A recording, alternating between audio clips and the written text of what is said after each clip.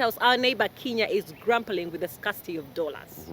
And now the Central Bank of Kenya has given a directive to all commercial banks to ration all dollar transactions up to a cap of $50,000.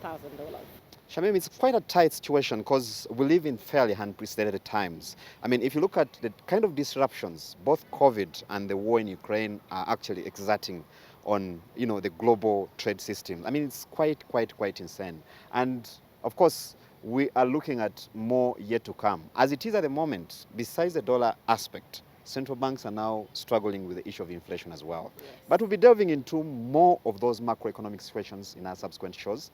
It is Money and Markets. Welcome to the show. The tourism sector has been one of the leading forex earner in the country. But we ask a question today, what can we do differently? Indeed, because we are in a reboot mode, especially as economies are opened. And of course, if you speak to experts, they will tell you that yes, we paid a lot of attention to the big five in our national parks, but it's time now to stretch it a little, to look into the aspect of culture. Well, we all know where we are coming from, pre-COVID pandemic, where 2019, we had reached a certain point where our foreign exchange earning had hit 1.6 billion US dollars. In terms of arrivals, 1.5 million. We're contributing up to 7.7% to the GDP. Direct employment, formal employment, 667,000. So that's the point where we were in 2019. And of course, 2020, we went to zero.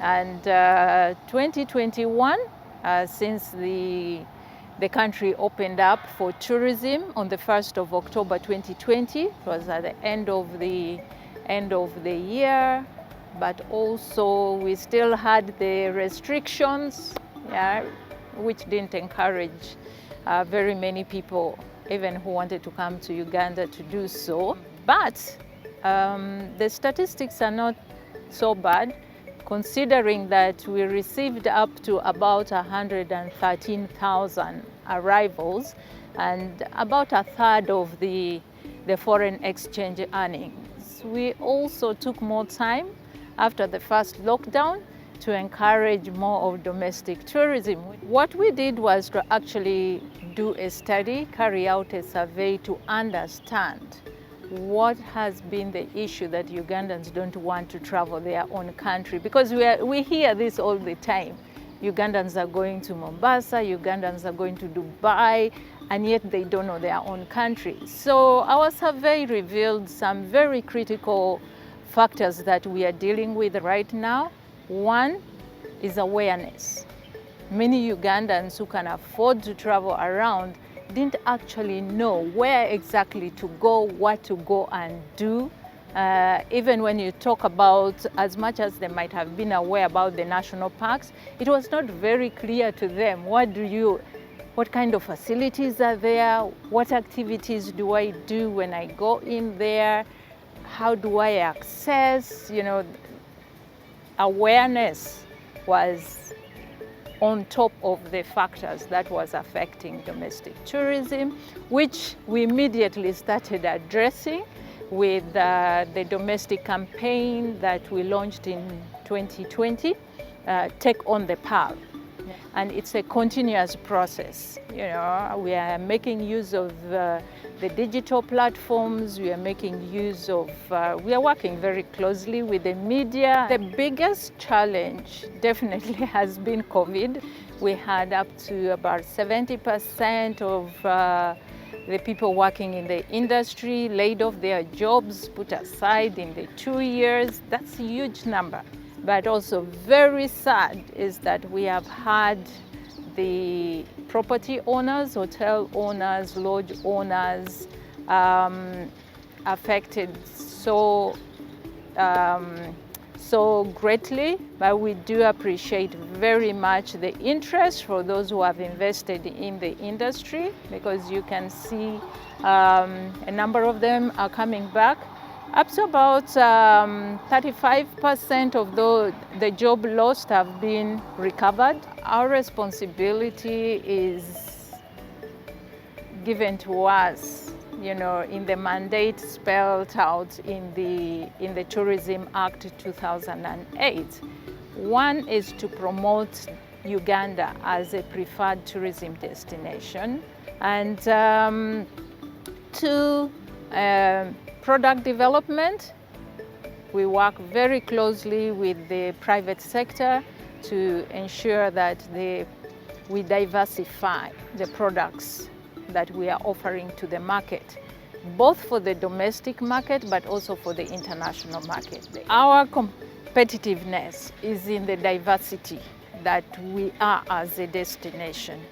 Uganda has the depth, the range, and the variety that Africa has. It is very unique. If we are talking cultural tourism, we have diversity of culture in this country. If we are talking of adventure tourism, from mountaineering to rafting to bungee jumping to zip lining, we have it here. You can experience it here. I mean, we have 54% of the world population of mountain gorillas, the chimpanzees. We have 50% of the African birds population, in terms of the identified species in Uganda. So our uniqueness, our competitive positioning is really the diversity that we offer. And that also means that we are a destination that offers value for money. It becomes cheaper for an international to fly into Uganda and experience all this diversity as opposed to flying from one country to another to experience the different things. Ugandans need to prepare a little bit better for the growth that we expect. We recently put up a notice about, as the regulator as well, we are mandated to regulate the sector, so we are calling upon all Ugandans who are in the tourism business to register and get licensed by Uganda Tourism Board, because that's the only way you get to do your business legally. We are also preparing to start grading the facilities, because we need to match the quality to the pricing. Well, some of the things that are in plan is, we know that tourism has two aspects to it. There's the leisure tourism that we are always talking all the time, but in Uganda Tourism Board, we are also positioning ourselves for MICE. That is the business tourism. MICE is meetings, incentives, conferences, and events. So we are positioning ourselves appropriately for that. And in the near future, we would want to see that Uganda is not only trending and is positioned for just the leisure tourism, but also for the business tourism. Where in 2018, we were rated the 10th best destination in Africa for MICE. 2019, we went up to being the 6th. We had positioned ourselves to be among the top 3, at least in 2020. COVID interrupted that, so we are positioning ourselves for that. It's now a brainer that many Ugandans are struggling with the rise of commodity prices.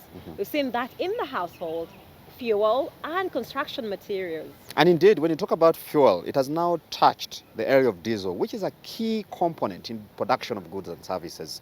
However, today we try to explore what the different stakeholders, both in private and government, are looking at as the best way forward.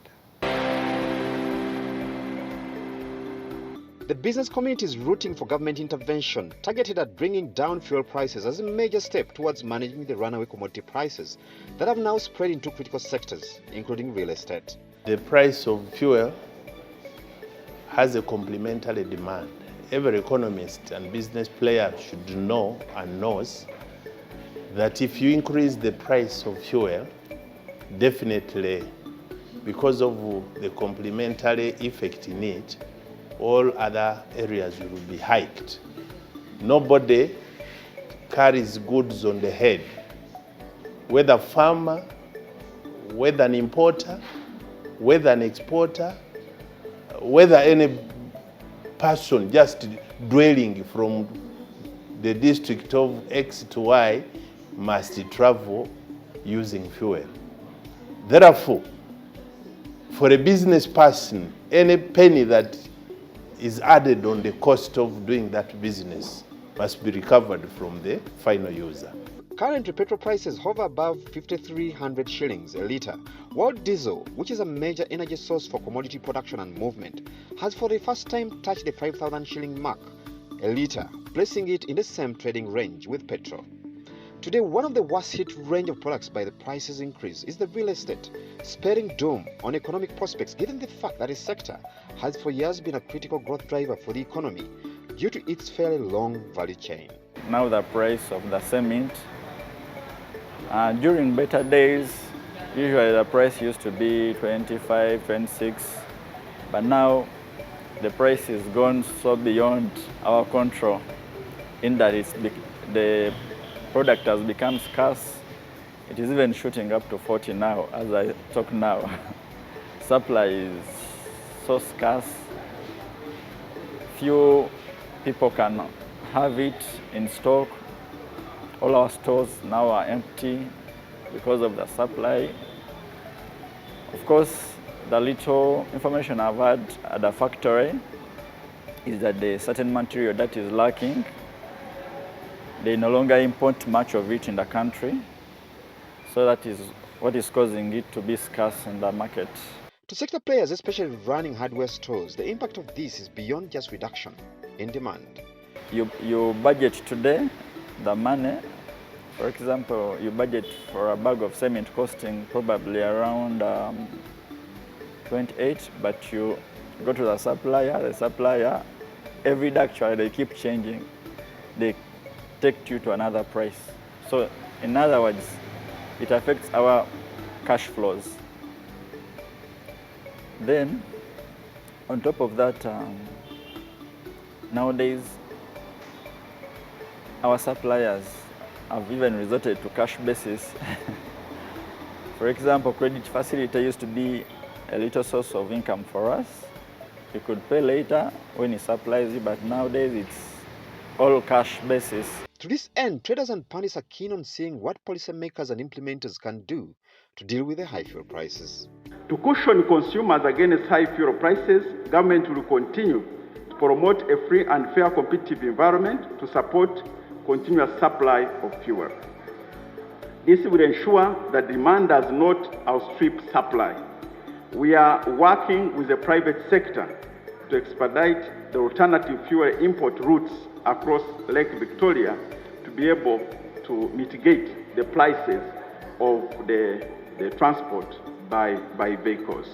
And that is being worked on with the speed that it deserves to avoid unnecessary supply disruptions. We think that if we get an alternative route on the Victoria, we'll be able to decrease the costs of transport by almost 30%, which we hope that will feed into the prices of other goods, because fuel affects a number of, has a multiplier effect in terms of prices. While some of the factors responsible for the high commodity prices are beyond Uganda, such as the global supply chain disruptions occasioned by COVID and the Ukrainian-Russian war, to pundits, if certain interventions such as those directed at reducing fuel prices are rolled out, they can offer some relief.